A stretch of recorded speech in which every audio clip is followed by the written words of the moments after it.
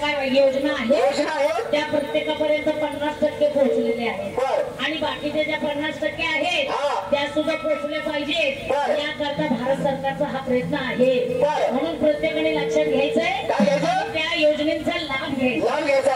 आतापर्यंत आज बरोबर 11 वर्ष झाले आपल्या भारत सरकारने या कामगिरी करून दाखवल्या. योजनेचा लाभ प्रत्येकापर्यंत पोहोचवण्याचा प्रयत्न केला. त्याच्याकरता 11 वर्ष पूर्ण झालेली आहे की नाही. म्हणून त्या 11 वर्षामध्ये सुद्धा काय काय योजना राबवल्या गेलेल्या आहेत. नुसती आश्वासनं दिली नाही तर कामं करून दाखवली भारत सरकारने बरं का. म्हणून आपण गोंधळ करायचा कोणतं